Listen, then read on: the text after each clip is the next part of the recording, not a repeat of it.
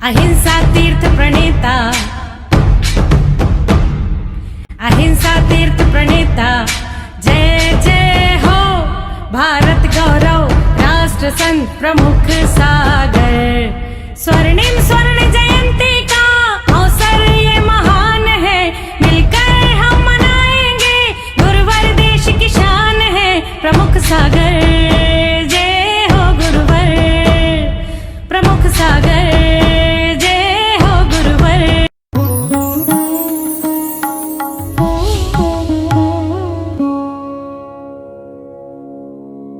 तरफ से मैं बातमा हूँ। 2 साल पहले आना था, 2 साल बाद आए। अब गांव का नाम ही अड़ंगाबाद है तो अड़ंगा तो लगेगा ही लगेगा ना। अड़ंगा का मतलब अड़ंगा, अड़ंगाबाद। तो 2 साल का अड़ंगा लगा, लेकिन आबाद होकर हम 2 साल में आ गए लौट के। और आप विचार करके रखना, ये हमारा पुण्य था जो हमें भगवान के दर्शन करना हमारी किस्मत में लिखे थे, नहीं तो रास्ता भागलपुर का फाइनल जैसा हो गया था। दर्शन 8 गांव, हमेशा एक ललक थी कि पूर्वोत्तर में जाएंगे। पूर्वोत्तर का तो कोई विचार भी नहीं था, निकले हम इधर ही के लिए थे।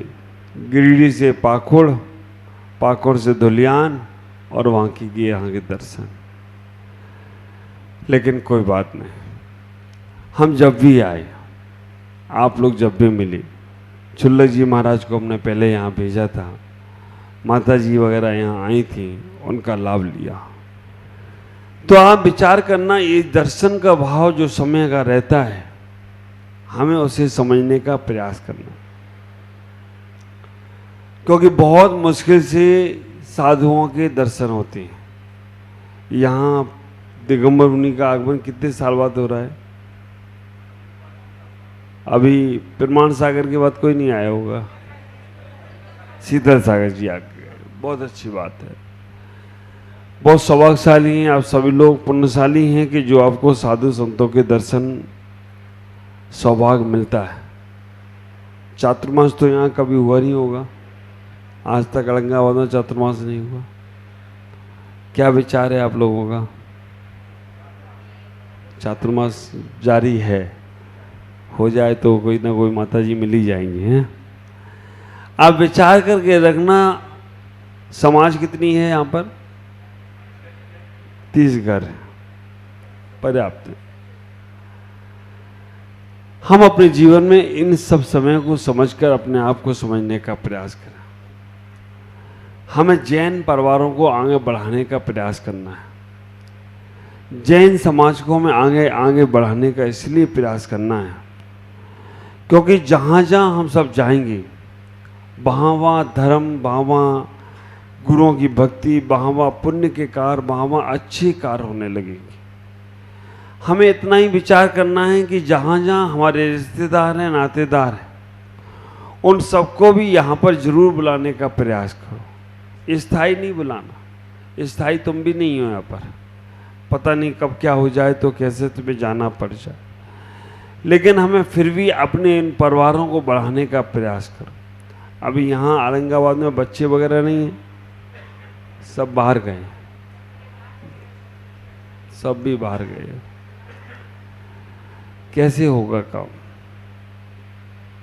कोई बात नहीं, इतना ही सोचने का प्रयास करो कि हमें अपने पुण्य को कैसे बढ़ाना है, अच्छे कार्यों को कैसे बढ़ाना है, अपने जीवन को कैसे व्यवस्थित करना है। एक छोटे से उदाहरण से मैं अपनी बात प्रारंभ करता हूँ। भगवान महावीर स्वामी का संवत्सरण एक नगर में पहुंचा।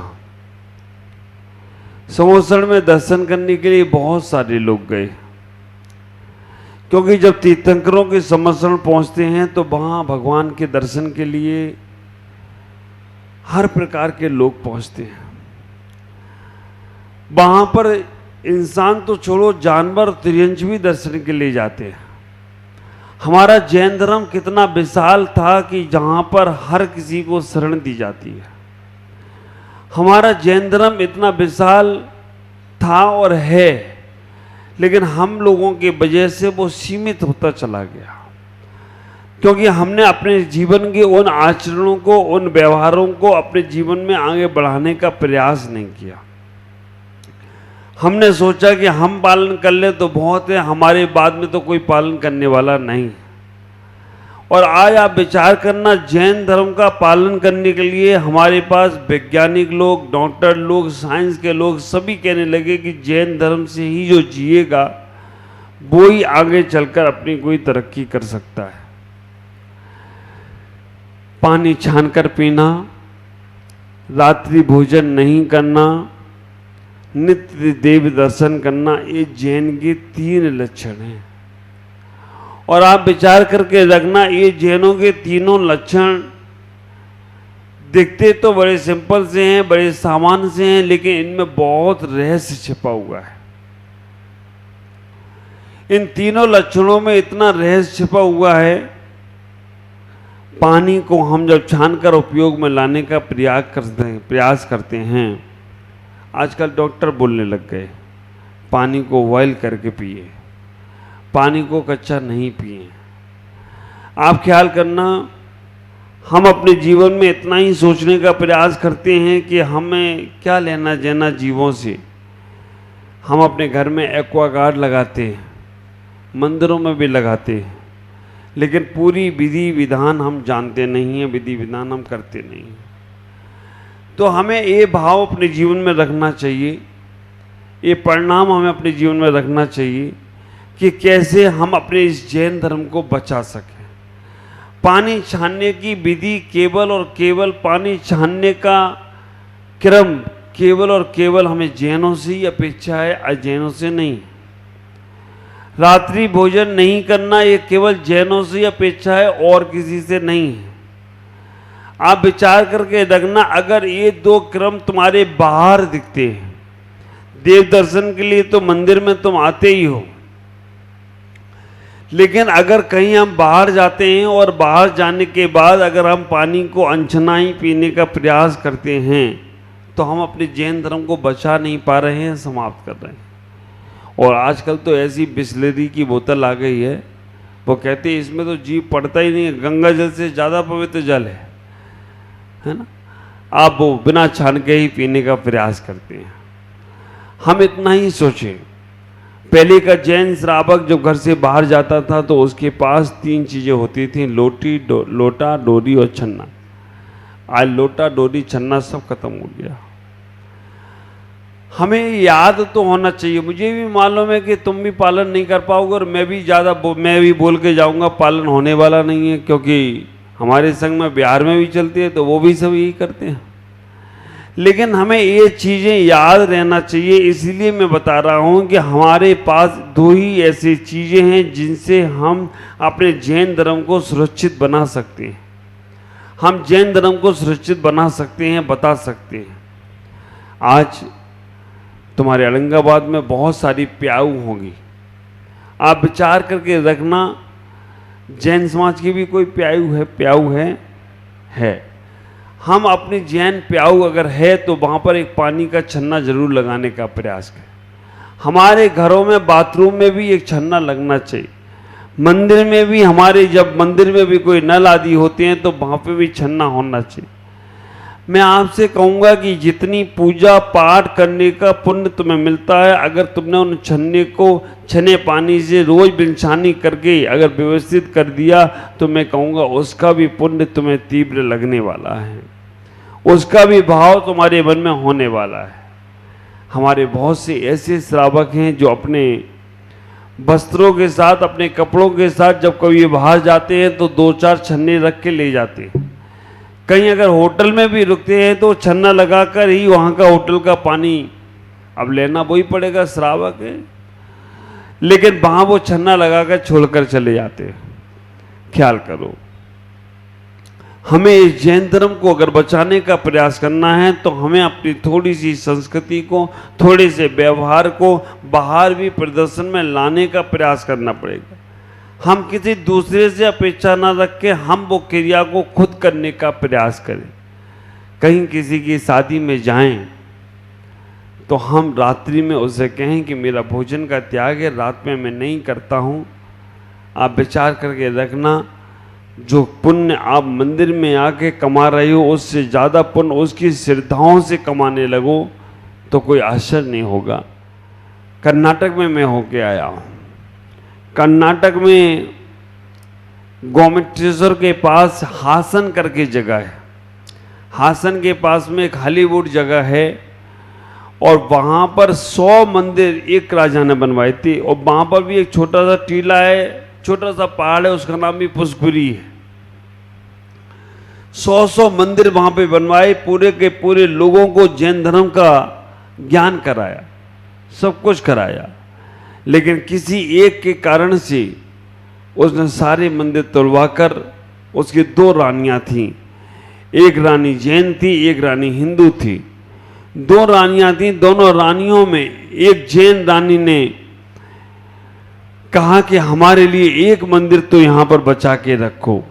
100 मंदिर तोड़वाकर विश्वेश्वर नाथ का एक पूरा मंदिर बना दिया। हमारा जैन धर्म बहुत बहुत विशाल है, हमें इसको आगे से आगे बढ़ाने का प्रयास करना है। उसका जिम्मा हम ही लोगों का है और कोई हमारे इस धर्म को बढ़ाने वाला नहीं होगा। 3 माध्यमों से हम धर्म को आगे बढ़ा सकते हैं। पहले माध्यम से कि हम सेवा का कार्य करें तो धर्म को आगे बढ़ा सकते हैं। दूसरे माध्यम से हम आचरण इतना अच्छा करें जिससे हम अपने धर्म को बढ़ा सकते हैं। और तीसरे नाम कर्म से कि हम अपने मंदिरों का, हम अपने संत निवासों का, हम अपने पूजा स्थलों का बहुत आगे बढ़ाएं।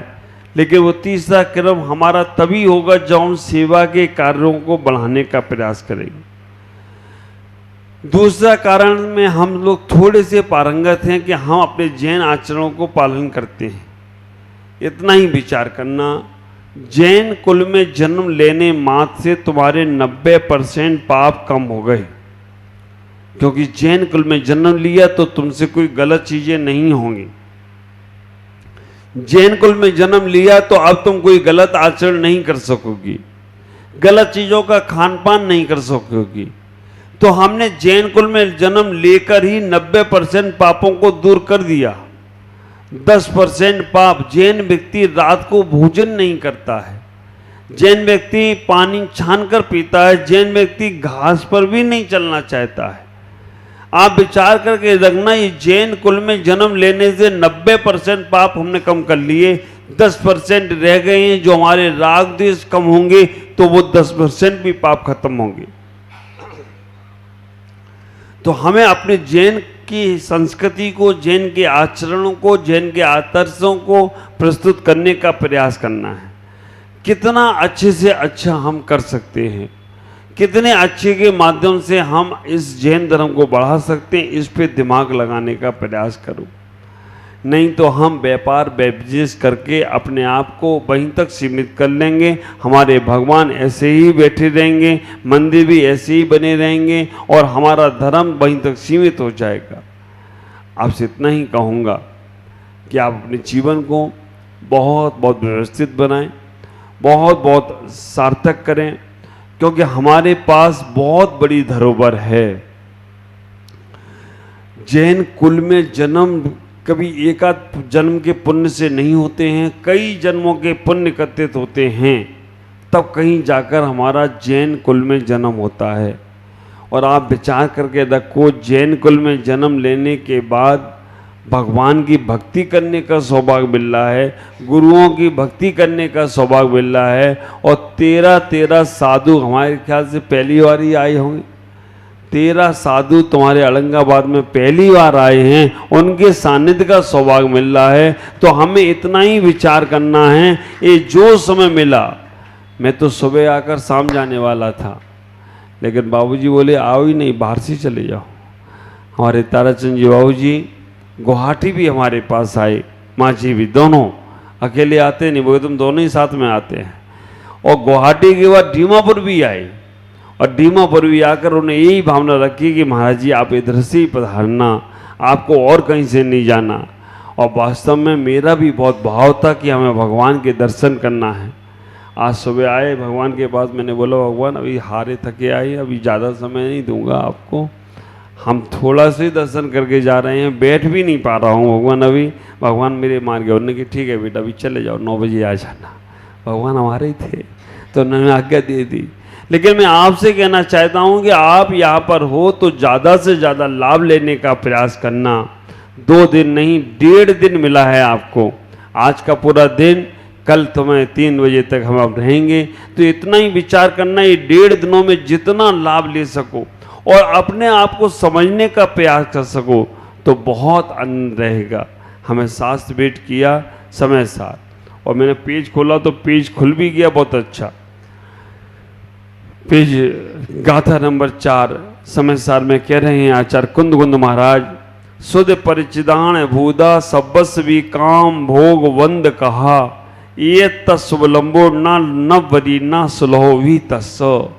आचार्य कुंद स्वामी कह रहे हैं ये तस्वलंबो, ये संसार सब सुलभ है, काम भोग बंद की चर्चा सब सुलभ है, लेकिन आत्मा की चर्चा का चर्या भी बहुत दुर्लभ है। तो कैसे हमें उसे पाना है? केवल जैन शब्द को समझने का प्रयास करो। जैन संप्रदाय है, कोई धर्म नहीं है। हमने जैन धर्म बना लिया, जैन एक संप्रदाय है। धर्म क्या है? अगर आप इसे समझने का प्रयास करेंगे धर्म क्या है, तो वस्तु स्वभावो धम्मो, वस्तु का स्वभाव धर्म है, और वस्तु का स्वभाव जो आपका स्वभाव है वो धर्म है। लेकिन हम अभी स्वभाव में चल नहीं रहे, हम विभाव को ही स्वभाव मानकर बैठे। अगर किसी ने 2 शब्द अच्छे बोल दिए तो तुम्हारा मन खुश हो जाता है, तुम कहते बस मजा आ गया, और किसी ने 2 शब्द ऐसे बोल दिए जो तुम्हारे को चुप गए तो तुम कहते हो ये खराब आदमी हो गया। तो ये सब विभाव की जिंदगी में हम जीकर अपने जीवन को जी रहे हैं। लेकिन नहीं, हमें कैसे जीना है, कोशिश करूँगा शाम और कल सुबह आपको आपका जीवन कैसे जीना चाहिए इसके संबंध में बताने का प्रयास करूं। आज तो इतना ही कहूँगा कि आप सब लोग जिस जैन कुल में जन्मे हो उसको बहुत धन्यवाद दो, भगवान को धन्यवाद दो, अपने उन पुण्य कर्मों को धन्यवाद दो। कभी शिकायत नहीं करना इन चीज़ों की कि हम कहाँ आके फंस गए। आप विचार करना, ऐसा तो आता ही नहीं होगा विचार, लेकिन धन्यवाद जरूर दो कि भगवान जब तक जन्म जन्म मिलता रहे तब तक हमें निर्वाण की प्राप्ति ना हो। हे भगवान, ये जैन धर्म और जैन धर्म के साथ साथ जैन साधुओं का समागम मिलता रहे, क्योंकि जैन धर्म मिलने के बाद भी बहुत सी समाजें ऐसी हैं जहाँ साधु जाना भी चाहे तो वो समाज लाते नहीं, कंडीशन इतनी रख देते हैं।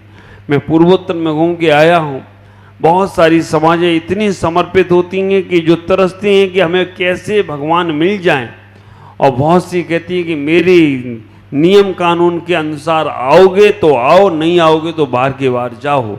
आप विचार करके रखना, होना चाहिए। साधुओं के अंदर भी वो बात होना चाहिए और श्रावकों के अंदर भी वो बात होना चाहिए। मेरे गुरुदेव ने यही कहा था कि बेटा जहाँ जाओ वहाँ जो नियम मंदिर का है उसी का पालन करना। साधुओं का नियम भी श्रावकों को, जो साधु की अनुकूल चर्या है उसके अनुसार श्रावकों को भी ढलना, तब कहीं जाकर इस मोक्ष मार्ग को हम बहुत आगे बढ़ाएंगे। आज इतना ही कहूँगा। आप सबसे शाम को विशेष चर्चा करूँगा और कल चर्चा करूँगा, केवल जैन धर्म पर चर्चा करूँगा, क्योंकि मैं अगर और धर्मों की चर्चा करूँगा तो जैन धर्म पर कौन चर्चा करेगा। मैं और बातें करूँगा तो जैन धर्म को कौन समझाएगा। शाम को विशेष तुम जिस जैन धर्म में जन्मे हो उसकी महत्वता को समझना, जैन है क्या, और उससे समझकर अगर आपके जीवन में एक शब्द भी बैठ गया तो आपका जीवन जरूर आनंदित होगा, कल्याण होगा। ओम नमः